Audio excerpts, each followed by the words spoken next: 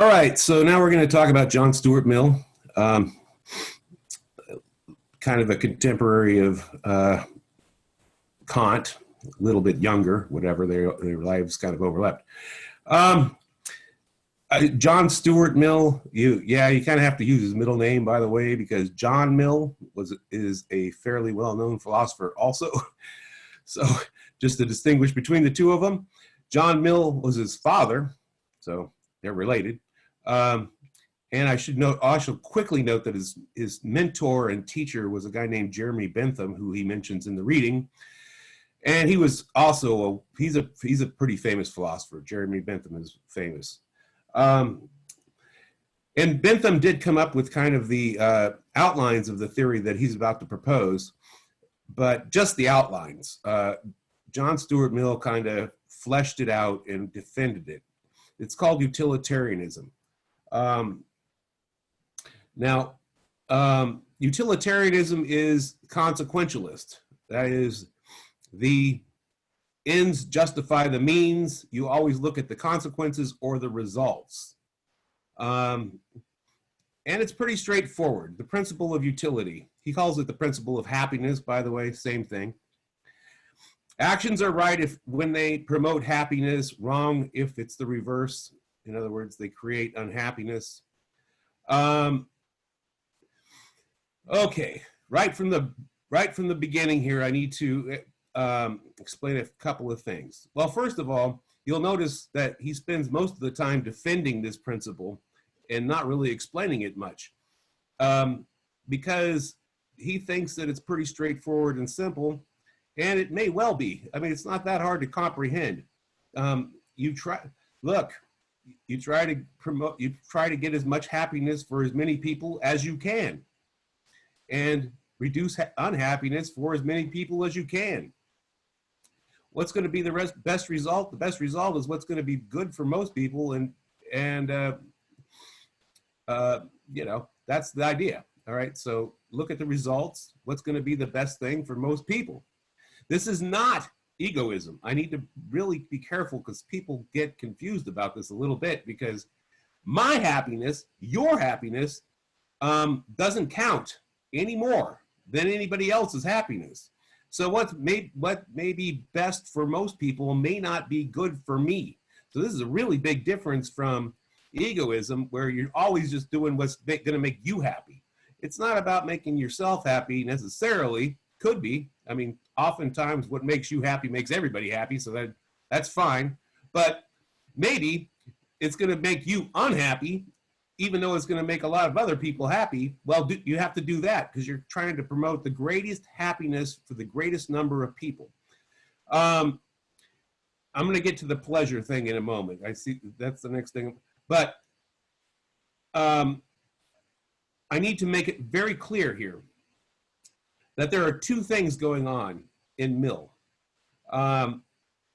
One is this equation with this notion of pleasure. And like I said, I'll talk about that in a second. But that is actually quite different from the basic principle of utility, which is do whatever makes the most people happy and the least amount of people unhappy. So you're promoting the greatest happiness for the greatest number of people. By the way, there is some argument about whether it includes things other than people. In other words, it could include other animals. Even Mill hints at this, but current philosophers, a lot of, let me just put it this way, a lot of animal rights people want to include animals' happiness into this happiness equation thing, particularly because Mill talks about pleasure and animals feel pleasure. Now, you do not have to phrase it this way, okay? So you could say promote the greatest happiness for the greatest number, but you could also, in a lot of utilitarian philosophers, and there are a lot, this is a very popular theory. A lot of utilitarian philosophers just say good instead of happiness. So do whatever creates the greatest good for the greatest number of people. In other words, not committing to the fact that happiness is the goal. Maybe just what is what is going to create the greatest good for the most people. You have to do that, okay? Do whatever creates the greatest good for the greatest number of people. All right. All right, now let me go into the pleasure thing. Mill is definitely a hedonist, and he does spend a great amount of time in his essay, well, defending the principle of utility, but also defending hedonism, which is that he believes that happiness is pleasure, and pleasure is happiness, and pain is evil, basically. So you want pleasure, and you don't want pain. Now, the principle of utility is, like I said, there's precursors like Bentham, but the principle of utility is Mill's philosophy. But the idea that happiness equals pleasure is not that thing. This idea goes back to the ancient world. I'm talking 2,500 years ago. He mentions Epicurus. Epicurus was, I think, about 300 BC, who proposed this idea that pleasure is equal to good and pain is equal to evil. And Mill really likes this idea of pleasure being, happiness being pleasure, pain being evil. And he argues that that's the way we should interpret the notion of happiness. And I'm not going to recite all these arguments. You should read it, watch these arguments play out, how he defends this notion of pleasure being happiness. But one thing that's really important to note in this discussion is that he distinguishes between human happiness and happiness of animals and other creatures, or even human happiness on different levels. So he says a beast's pleasures do not satisfy a human's conception of happiness.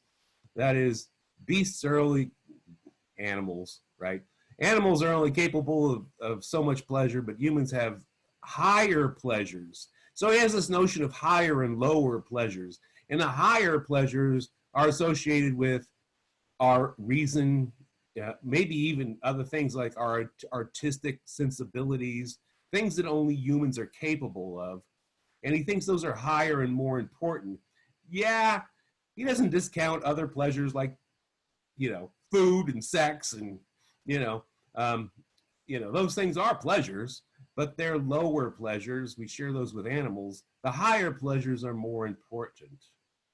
All right, so like I said, because of things like permanency, safety, uncostliness, blah, blah, blah. Okay, well, I don't mean to say that, blah, blah, blah. You can read that. I think it's not that difficult to understand his arguments here. Okay.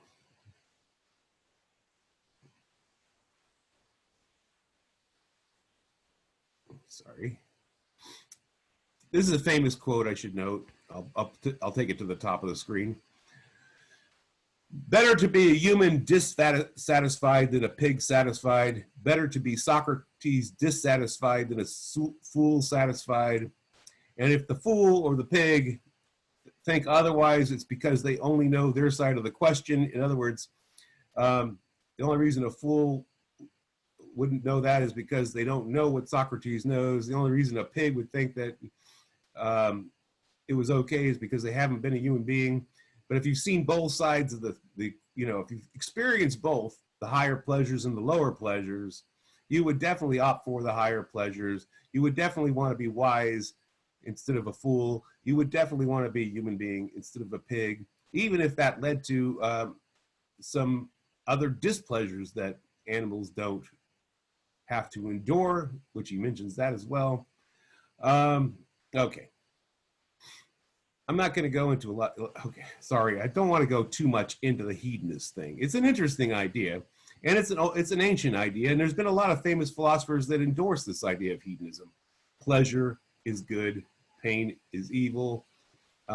quite well-known philosophers. Mill's one of the most well-known, but Epicurus is actually a very famous philosopher too. I mean, the guy I mentioned from 300 BC. So this is an old idea. Now,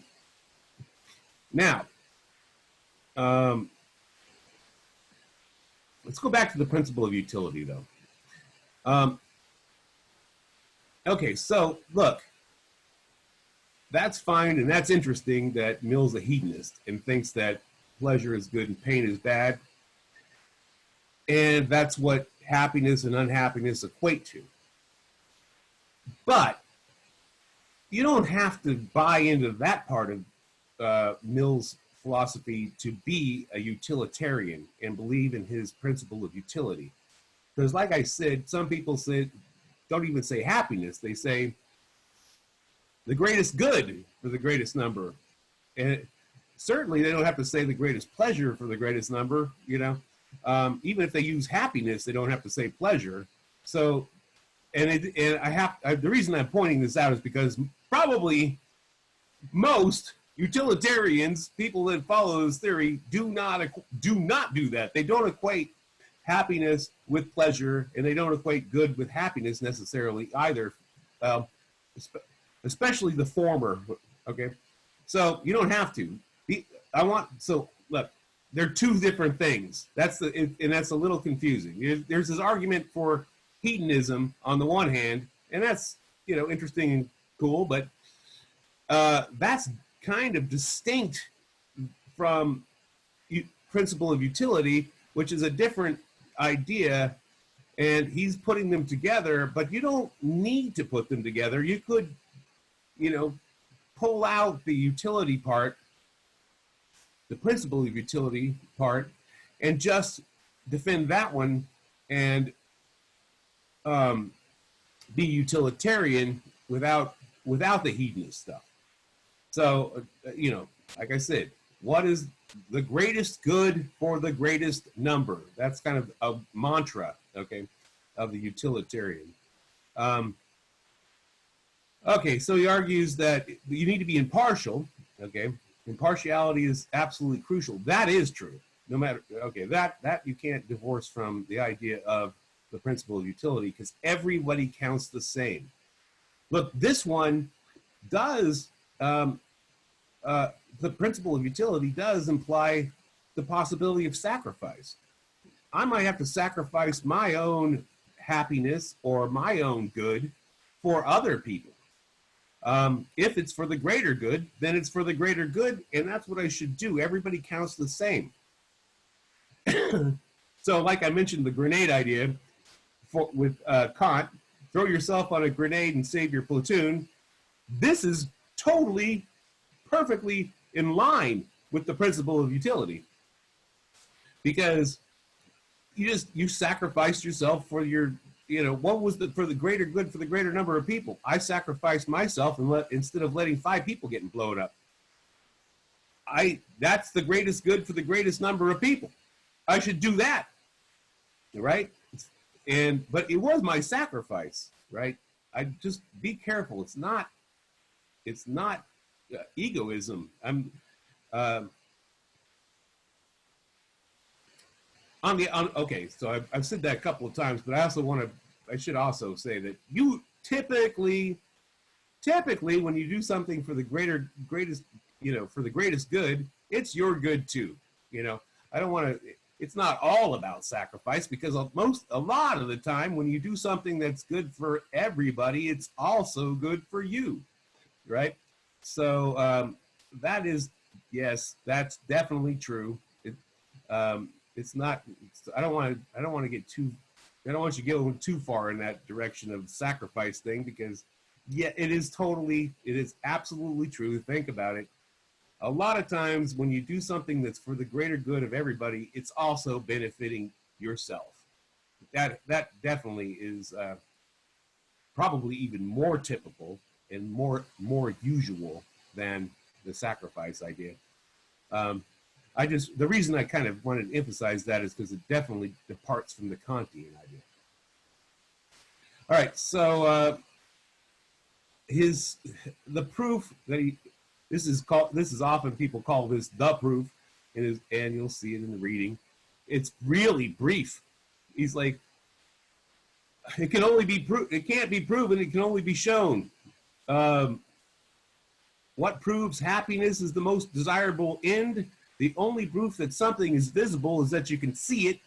And the only proof that something is desirable is that people desire it, and everybody desires happiness. Therefore, happiness is the criteria for morality. And taken generally, because everybody desires happiness, then the criteria for moral action is general happiness. Therefore, what is best, what creates the greatest amount of happiness among the greatest number of people is the right thing to do. All right.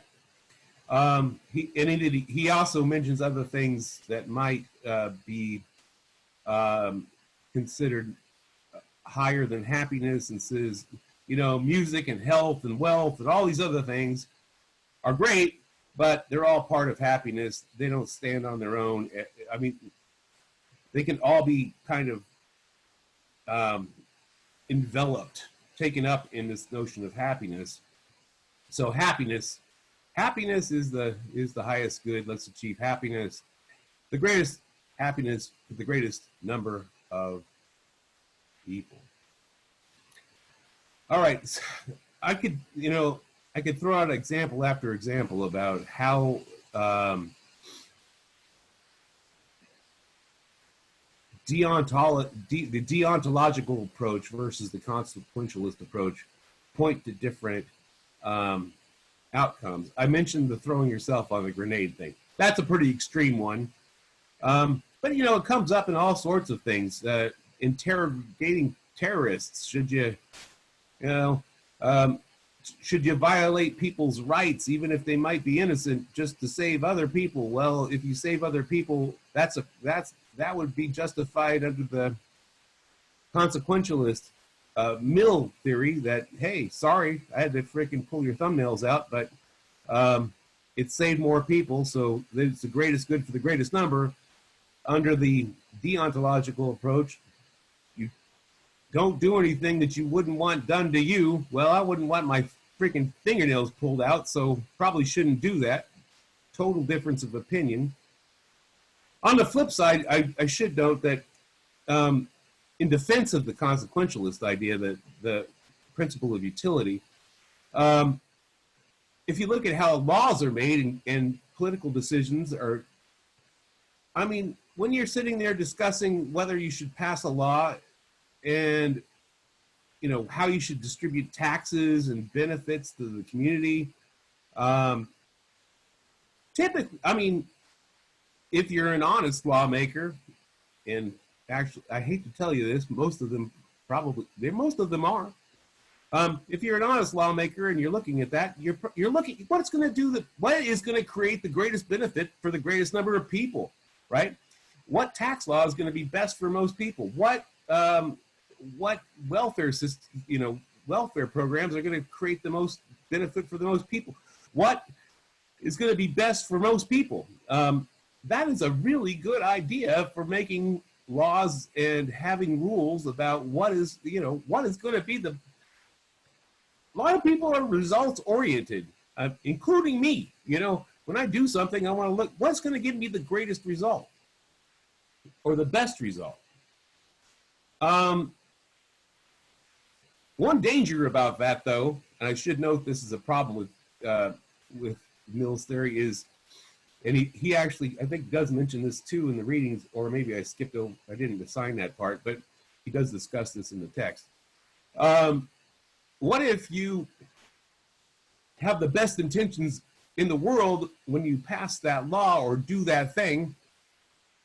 That is, you think this is going to be the best result, but it turns out that it all blows up in your face, and it turns out to be shit. You know, it's terrible. All of a sudden, it's bad. You didn't do the right thing, because intentions do not count. You just look at the results. So, and by the way, I think he also mentions this: what if you intended something really evil and terrible, but you did it and it turned out to be good after all? hey, you did the right thing, even though you're a complete bastard. You were bad intentions. If it turned out well, that's fine. That was moral because you're only looking at the results. Intentions, motives, rules, none of that counts. How did it turn out? Um, okay.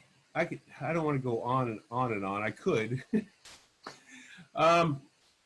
Let me just end with there's a famous example. I don't know why this is so famous, but I guess it kind of is an easy way for people to understand the difference between these two. And you'll see it so often in this discussion between Kant and Mill and deontology and consequentialism. And that's the trolley example. So, okay, there's a trolley, like a train, okay, a trolley on the tracks. It gets loose. And no one can stop it. It's out of control, and it's rushing down the tracks. You happen to be standing right next to a switch where you could switch it over to another track from the one that it's on. The one that it's on is going to, if you leave it on the track that it's on, it's going to hit 5 people. And you can't do anything about it. I mean, you're shouting, no one's paying attention. You're like, those 5 people are goners. I could switch the track, though, and then it's going to only hit that one guy, okay? So should I switch the track? I could save 4 lives because that's only one guy. That's 5 by 5. That's 5 people over here. There's only one guy over there. I could save 4 lives. All right. What would you do if you're a Kantian? You can't switch because Kant says never treat anybody as a means. You would totally be using that one guy to save the 5 people. You can't do that. You just have to let it go. What do you do if you are a follower of utilitarianism and Mill? You switch the tracks because the greatest good for the greatest number means you could save 4 people. Sorry, dude. All right. It's amazing that how many moral questions come down to your intuitions about this notion of, should you preserve people's rights and respect individuals, and treat them as an end in themselves, or should you always be looking at the results and trying to figure out what's going to be the greatest good for the greatest number? Often those things are very much in conflict. Not always. So I don't want to give the impression that's always the case, because a lot of times when you look at things, you're like, it doesn't matter which way you're looking at it. That's right and that's wrong. That is certainly true that happens in a lot of cases. But in a lot of the really tricky cases, it does. Which way do you look at this? Are you on the side of Mill and consequentialism, or are you on the side of Kant and deontological? It kind of really often comes down to that notion. And by the way, I also, real quick, I'm going to stop, but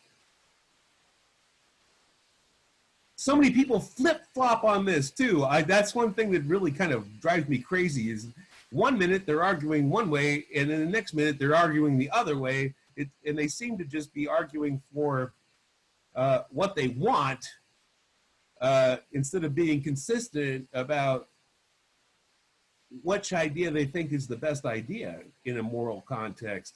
So, if I wanted to turn out this way, I'll argue from Mill's side. If I wanted to turn out the other way, I'll argue from Kant's side. But that's really inconsistent. I mean, could you explain to me why you're switching positions? Or is it just like what you freaking want to happen, like for your own personal interest or your own emotional response or whatever? You're not really being consistent at all. People do that an awful lot, and that kind of drives me nuts. Okay. I will talk to you soon about the next philosopher.